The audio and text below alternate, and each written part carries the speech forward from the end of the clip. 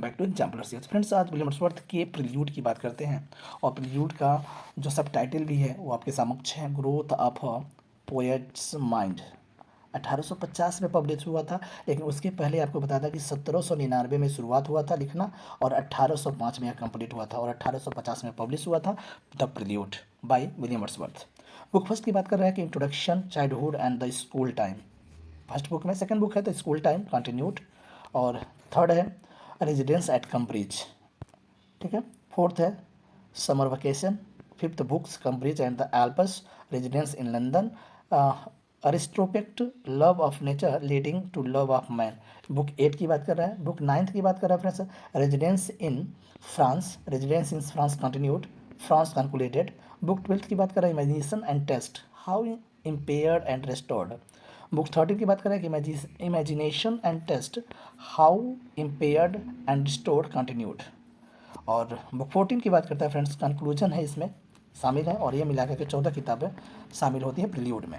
Exclusion की बात कर लेते हैं जो 1814 में पब्लिश हुआ था friends. Wordsworth poem first books है जो रेक्लूस का जो माना जाता है, द प्रिल्यूड और एक्सक्लूजन मिल करके रेक्लूस बनना था। Wordsworth starts writing in 1802, he publishes it in 1814। It is to be the second part of the recluse and the unfinished work. कह रहा है कि यह सेकेंड पार्ट है और प्रिल्यूड पहला भाग है। लिखा गया था यह एक्सक्लूजन 1802 में और पब्लिश हुआ था 1814 में। आगे बढ़े।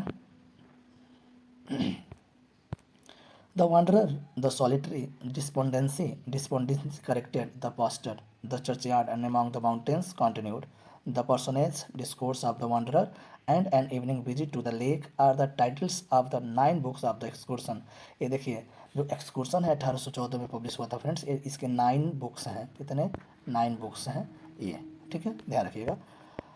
Wordsworth said a poet is man speaking to man, यानी पोएट एक ऐसा आदमी होता है जो आदमी की ही बात करता है। वर्ड्सवर्थ ने ऐसा बोला था। Wordsworth added appendix to the preface to the trace out the history of poetic diction and to point out the defects of the new classical poetic diction. तो कह रहा है कि अपेंडिक्स या पोएटिक डिक्शन की हम बात करते हैं, वो वर्ड्सवर्थ ने लेकर बैलेट में डाला था।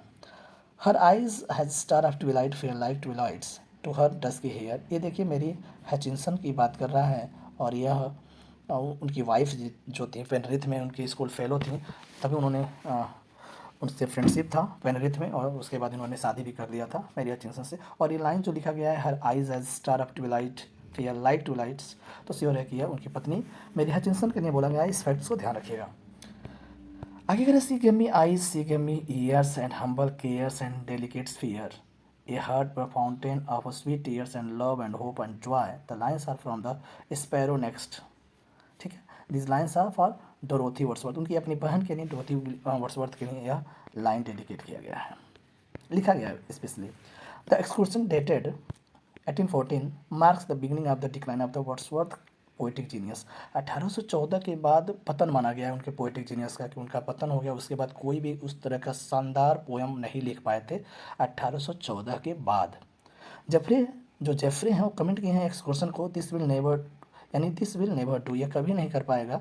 वो जेफरे ने बोला है एक्सक्लूजन के बारे में। विलियम टेलर ने बोला है कि his teachers inspire Wordsworth to compose poem. William Taylor उनके गुरु थे और उन्होंने ये इंस्पायर किया था, प्रेरित किया था कि बेटा तुम क्या लिखो, पोएम्स लिखो, ठीक है ना। वर्ड्सवर्थ हेड, हेड नहीं हैड, इसको हैड कर लीजिएगा, थोड़ा सा हम आपको बताते हैं।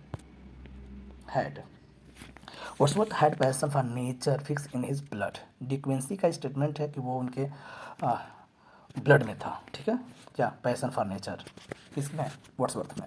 In the poem she was a Phantom, Phantom होता है प्रेत ऑफ डिलाइट, तो ये बोला गया है डोरोथी के लिए, अपनी बहन डोरोथी के लिए बोला गया। वर्ड्सवर्थ ने इस बात को सेलिब्रेट करते हुए बोला है she was a Phantom of delight. Wordsworth calls duty the stern daughter of the voice of God. Classicism is health and romanticism is disease by Goethe. Goethe. Goethe. Goethe के द्वारा ये बोला गया लाइन है, ध्यान रखिएगा। Classicism is health and romanticism is disease. For Wordsworth a poet is man speaking to man. Scorn not the sonnet, देखिए sonnet है, वर्ड्सवर्थ सोनेट है। It is publish in 1827। Scorn not the sonnet, ध्यान रखिएगा, star लगा सकते हैं। सारा Coleridge बेटी है उनकी, एस टी कॉलरिज की बेटी है, सारा कॉलरीज, इंपॉर्टेंट है। वर्ड्सवर्थ कॉल सारा कॉलरीज रिमार्केबली क्लीवर। वर्ड्सवर्थ ने बोला है सारा कॉलरीज को। जोसेफ कैटल ने बोला है फ्रेंड्स, ये क्या थे, एक पब्लिशर थे और साथ ही साथ बुक सेलर थे। कहाँ के, तो ब्रिस्टल के। ही पब्लिश द लिरिकल बैलेट, ये भी ध्यान रखिएगा। लिरिकल बैलेट के जो पब्लिशर कौन थे, जोसेफ कैटल थे, जो पब्लिशर्स और साथ ही साथ बुक सेलर्स भी थे। Courier is an evening newspaper of high reputed, बहुत ही प्रसिद्ध न्यूज़पेपर था जिसका नाम है Courier. Coleridge, Wordsworth, Lambs, Southey among its occasional contributors, और इसमें बहुत सारे इन्होंने कंट्रीब्यूशन दिया है। और गॉल्ट जो है ना, गॉल्ट, ये इसके एडिटर रह चुके हैं एक समय में। Next friends, Englishman's a magazine 1831 to 33 is an original and ambitious literary monthly edited by the Moxon. तो कहना कि अभी एक मैगजीन रहा है जो मैक्सॉन के द्वारा एडिटेड किया गया था। Up to to the death of James Hogg is a poem by Wordsworth. Most of Lucy poems are written in Germany. देखिएगा, मैं पहले ही बता दिया हूँ कि लूसी पोएम्स जो था वो जर्मनी में लिखा गया था और 1798 के आसपास।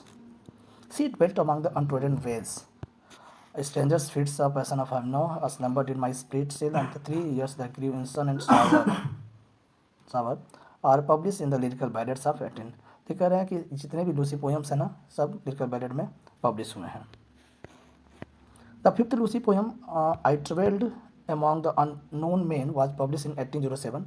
और ये जो पोएम है लूसी पोएम्स का, I travelled among unknown man, ये 1807 में ही पब्लिश हो गया था।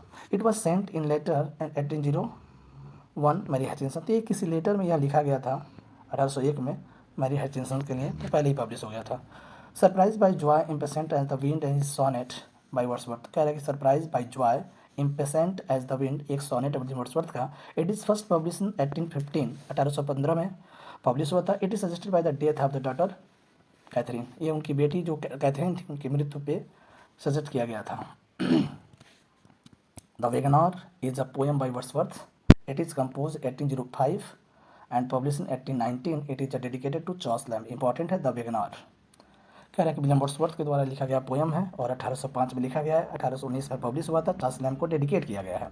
1802 में कह रहा है कि Wordsworth undergoes visit to the Annette Vallon in France.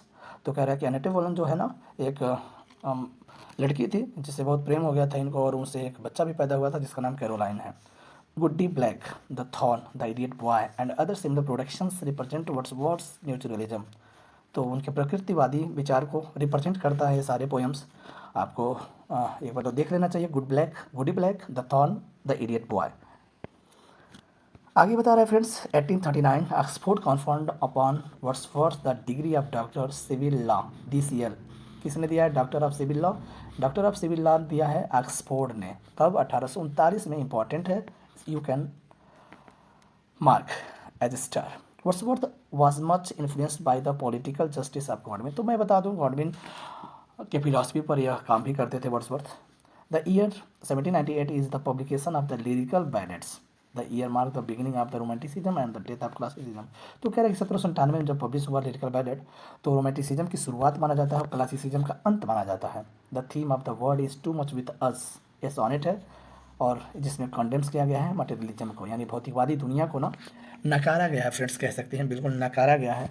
और उसमें बताया गया है कि मनुष्य किस भौतिकवादी दुनिया में रह रहा है और बिल्कुल भौतिकवादी बनते जा रहा है। तो इसको यहाँ पर कंडेम किया गया है, नकारा गया है। और आज का अंतिम क्वेश्चन है friends, pantheism means God is all and all is God. और ये पूछा भी जाता है, अगर रोमांटिसिज्म आपने पढ़ा है अच्छे से तो पैंथेइज्म भी आएगा, जैसे गॉड इज ऑल और ऑल इज गॉड का रूप में माना जाता है पैंथेइज्म को। Thank you friends, and you are requested to subscribe channel.